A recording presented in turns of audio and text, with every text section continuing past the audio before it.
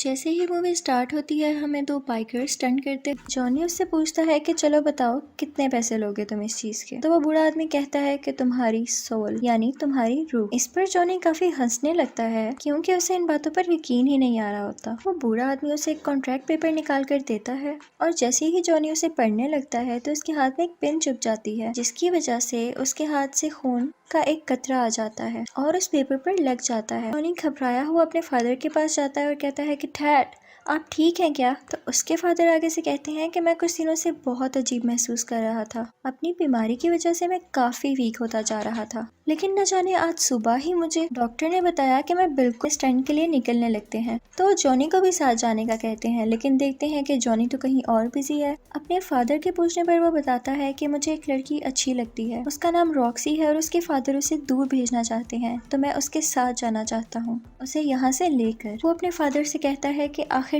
कब तक मैं इस बाइक पर स्टंट्स करता रहूंगा, मैं कुछ नया करना चाहता हूँ। ये सुनते ही उसके फादर उसे एक चाबी देते हैं और ये चाबी उस बाइक की होती है जिसे बचपन से जॉनी चलाना चाहता था, और इसके साथ ही वो उसे विश करते हैं कि तुम्हारा नया सफर अच्छा गुजरे, और ये कहते ही वो चले जाते हैं। जॉनी की दोस्त का नाम रॉक्सी होता है और फिर वो हमें उसी बाइक पर दिखाया जाता है। उस जगह काफी शोर था। ये वो जगह थी जहाँ जॉनी के फादर स्टंट करने गए थे। पता करने पर जॉनी को पता चलता है कि उसके फादर की बाइक का एक्सीडेंट हो गया था, जिसकी वजह से उनकी डेथ हो गई। फिर उसके सामने वही आदमी आता है जिसने उससे कॉन्ट्रैक्ट साइन करवाया था। जॉनी अपने फादर की डेथ को लेकर काफी परेशान था और यहाँ पर वो आदमी दोबारा दिखाया जाता है। उसे देखकर जॉनी गुस्से से कहता है कि तुम मेरा पीछा क्यों नहीं छोड़ रहे? तुमने ही मेरे फादर को मारा है। तुम कैसे जानते थे कि उन्हें कैंसर है? वो बूढ़ा आदमी कहता है कि मैंने तो उनका कैंसर बस ठीक किया है, लेकिन हमारी डील में वो कैसे आ सकते थे? वो जॉनी के करीब आता है और उसकी चेस्ट यानी सीने पर हाथ रखकर कहता है कि मैं दोबारा आऊंगा। वो कहता है कि भूल जाओ अपने दोस्तों को, अपने रिश्ते, तुम अब मेरे अंडर काम करोगे। ये सब होते ही जॉनी को झटका लगता है और वो गिर जाता है और उसकी आंखें आग की तरह लाल हो जाती हैं। उसके बाद वो रॉक्सी के पास जाता है जिस जगह से उन दोनों ने मिलकर जाना था, लेकिन वो उसके पास नहीं जाता बल्कि आगे चला जाता है। ये करते करते जब लोग उसके पास आते हैं तो उसकी आंखें बंद देखकर डर जाते हैं। कुछ देर बाद उसकी आंखें खुलती हैं तो वो पूछता है कि क्या मेरी बाइक ठीक है?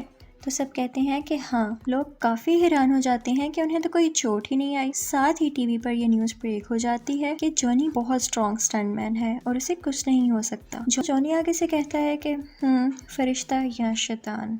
फिर हमें एक बार का सीन दिखाया जाता है जहाँ पर एक आदमी आता है और उसके आते ही सब कुछ फ्रीज होना शुरू हो जाता है। लोग उसे ब्लैक हार्ट के नाम से जानते थे। वो अंदर जाकर सबको मारने लगता है, लेकिन वहाँ पर 3 लोग ऐसे मौजूद थे जो कि इंसान नहीं थे। वो उससे पूछते हैं कि यार तुम यहाँ क्या लेने आए हो? वो कहता है कि मैं यहाँ सैन विकेंसा का कॉन्ट्रैक्ट लेने आया हूँ। वो यहाँ करीब किसी ग्रेवयार्ड यानी कब्रिस्तान में छुपाया गया है और तुम लोग उसे ढूंढने में मेरी मदद करोगे। वो कहता है कि जैसे ही वो कॉन्ट्रैक्ट मुझे मिल गया हम पूरी दुनिया पर राज करेंगे। उनमें से एक शख्स पूछता है कि तुम्हारे बाप का क्या होगा? तभी हमें उसका बाप दिखाया जाता है और ये वही बूढ़ा आदमी था जिसने जॉनी से कॉन्ट्रैक्ट साइन करवाया था। वो बाहर अपने बाप के पास जाता है और कहता है कि हर चीज की कस्टडी मुझे दे दें, अब ये मेरा टाइम है। उसका बाप कहता है कि हाँ तुम्हारा टाइम भी आएगा, लेकिन बच्चे ये मेरा टाइम है। ब्लैक हार्ट अपने बाप से कहता है कि आप जानते हैं आप यहाँ खड़े खड़े मेरा कुछ नहीं बिगाड़ सकते। उसका बाप कहता है कि मेरा राइडर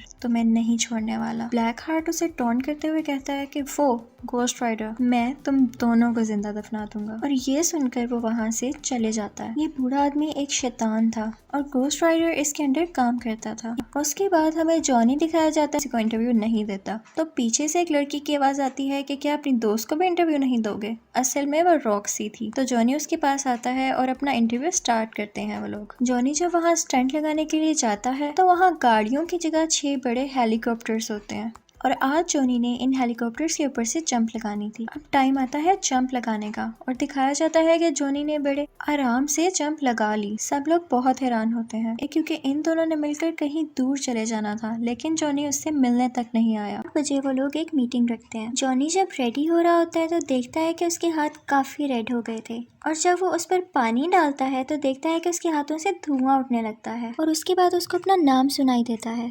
जॉनी। 10 साल पहले एक गांव सैन विकेंसा में रहने वाला गोस्ट राइडर बना था। वो बताता है कि सैन विकेंसा एक बहुत ही अच्छा और पीसफुल गांव था, लेकिन वहाँ पर कोई गांव के लोग अपने ही लोगों को मारने लग गए और उन सब की सोल्स अभी भी उस गांव में हैं। जॉनी उससे पूछता है कि इस सबसे ब्लैक हार्ट का क्या कनेक्शन है। तो वो बूढ़ा आदमी बड़ा हैरान होता है कि क्या तुम उसके पीछे हो। तो जॉनी बताता है कि हाँ, उसके साथ और भी लोग हैं। तो वो बूढ़ा आदमी बताता है कि वो सब पहले फरिश्ते थे जिन्हें जमीन पर निकाल दिया गया था और अब वो इस इंतजार में है कि दुनिया कब खत्म हो। बूढ़ा आदमी उससे कहता है कि तुम यहाँ पर सेफ हो क्योंकि वो खुदा के घर में तो नहीं दाखिल हो सकते ना।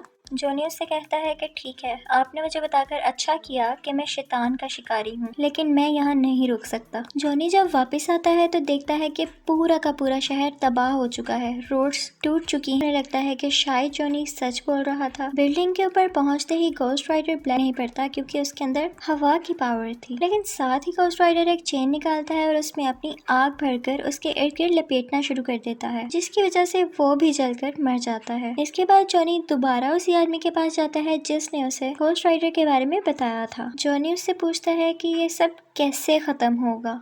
तो वो उसे बताता है कि ये सब ब्लैक हार्ट को मारते ही खत्म हो जाएगा। फिर वो आदमी उसे ग्रेव में ले जाता है और उस कबर पर स्ले लिखा होता है। वो आदमी बताता है कि ये भी एक गोस्ट राइडर था और सैन मैकेन्ज़ा में जो सोल्स का कॉन्ट्रैक्ट हुआ था उसके मुताबिक इसे भेजा गया था सोल्स को लेने के लिए। लेकिन जब इसने देखा कि ये काम तो बहुत मुश्किल है तो इसने ये कॉन्ट्रैक्ट ब्लैक हार्ट को नहीं दिया और लेकर वही जॉनी भी गोस्ट राइडर बन जाता है और उल्टा उसी के गले को पकड़कर कहता है कि मेरी आंखों में देखो, जितने लोगों के साथ तुमने बुरा किया या मारा उन सब का दर्द मेरी आंखों में महसूस करो। ब्लैक हार्ट उसे कहता है कि हाँ, तुम्हारी ये पावर मेरे ऊपर काम नहीं करेगी क्योंकि मुझमें तो रूह ही नहीं है।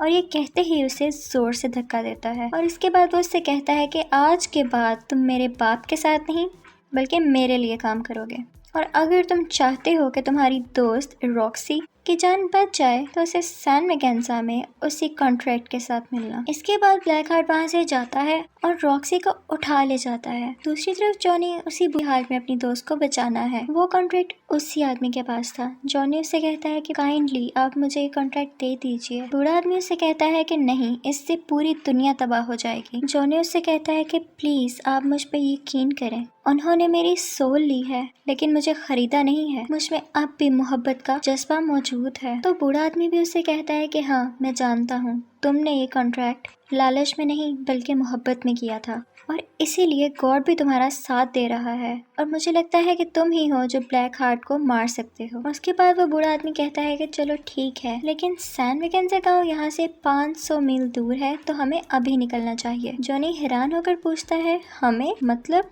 इसके साथ ही वो बूढ़ा आदमी सीटी मारता है और वहाँ से एक घोड़ा निकल आता है। तो वो उस घोड़े पर बैठ जाता है और जॉनी से कहता है कि मेरा आखिरी सफर अभी बाकी है। ये कहते ही वो अपनी हैट पहनता है तो हम क्या देखते हैं कि वो भी एक गोस्ट राइडर में बदल जाता है। इनफैक्ट वो भी एक गोस्ट राइडर था और ये वही आदमी था जिसने सैन मैकेन्ज़ा का कॉन्ट्रैक्ट ब्लैक हार्ट को नहीं दिया था।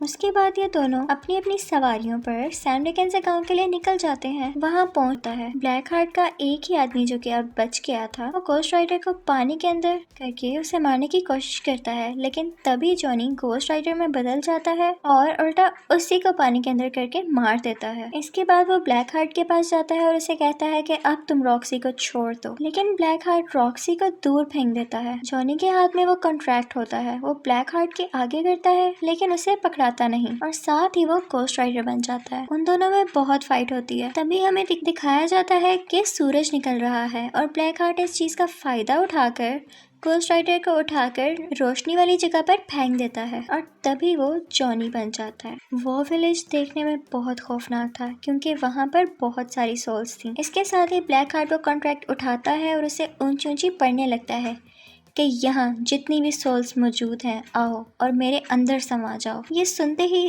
तमाम सोल्स उसके अंदर आने लगती हैं और ब्लैक हार्ट की आंखें बहुत ज्यादा रेड हो जाती हैं क्योंकि अब उसके पास बहुत सारी पावर्स आ गई थी। रॉक्सी जल्दी से गोस्ट राइडर के पास जाती है और उसे कहती है कि चलो अब हमारा जाने का वक्त हो चुका है, जो इसे चाहिए था वो हमने दे दिया। तो जॉनी उससे कहता है कि नहीं, इस कॉन्ट्रैक्ट को मैंने ही शुरू किया और अब मैं ही से खत्म करूंगा। रॉक्सी उससे पूछती है कि आखिर तुम ही क्यों? तो जॉनी उससे कहता है क्योंकि मैं गोस्ट राइडर हूँ।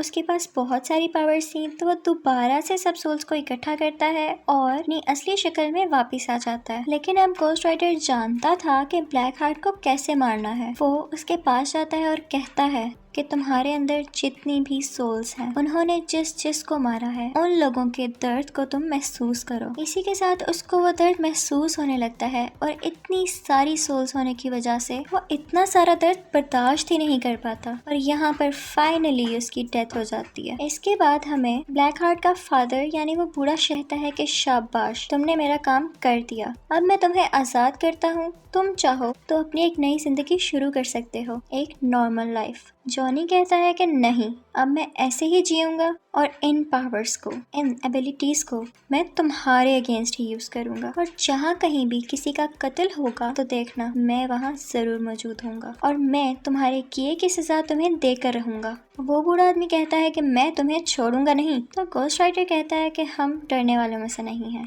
मूवी का एंड हो जाता है। Thank you for watching.